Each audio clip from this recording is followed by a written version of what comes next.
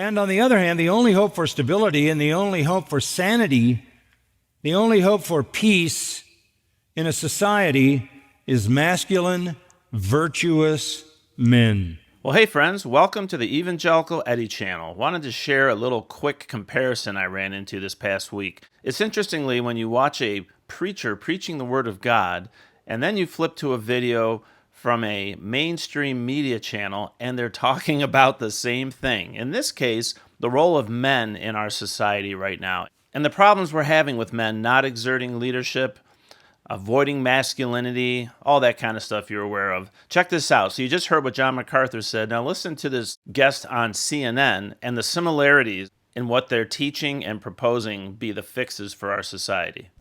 And you can look at the most unstable, violent societies in the world, and they all have one thing in common.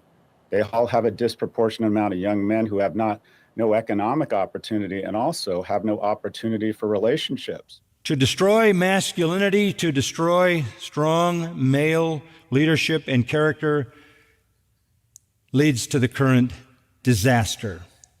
Irresponsible men running loose in the streets, terrorizing a society. And if we're going to have an honest conversation, we need to have an honest conversation. Sex and companionship are huge motivators and guardrails for young men. They put on a shirt, they blow dry their hair, they get their act together, they get a job. So the attributes, the peanut butter and chocolate of behaviors between masculinity and femininity make for a better world. To destroy masculinity, to destroy strong male leadership and character leads to the current disaster. No culture will ever rise above the character of its men. The feminist lie has been that patriarchy is bad. It is tyrannical. It is toxic. It needs to be destroyed. And they've been doing it for decades. Most households prosper when there are risk-aggressive, rambunctious, more prone to action attributes of masculinity in concert with more thoughtful and more loving femininity. And when men aren't engaging in relationships with women, and women can't find men they find, quite frankly, sexually attractive, we're in trouble. Oh, there are lots of men at the gym, pretty buff, have some muscles, but they're doing virtually nothing to stop the tide of evil in the world.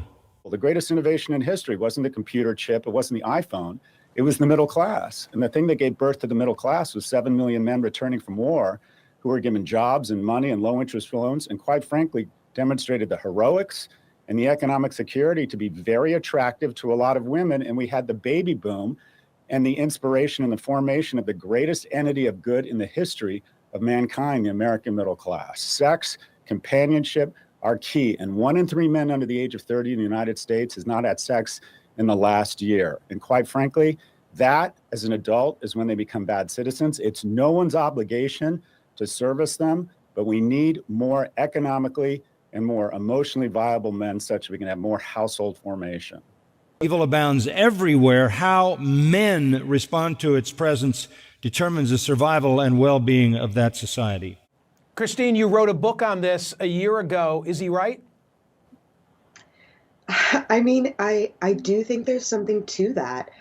There are attributes to being embodied as a man that are different than those that you see being embodied as a female. And actually being a good person means paying attention to those attributes, cultivating them where they're necessary, and figuring out how to channel them into pro-social roles. And we can be clear and say that there are many models for how to be a good man. There's not one kind of good man, but to actually aspire to be a good man is a good thing. And as John MacArthur just said previous to that, not only is it good for a man to be good, but a man needs to fight evil in a society for it to survive. So there you go. John MacArthur agreeing with CNN. How about that? Good to see some truth showing up in different places. Truth is truth, regardless of who's telling it. Have a blessed day.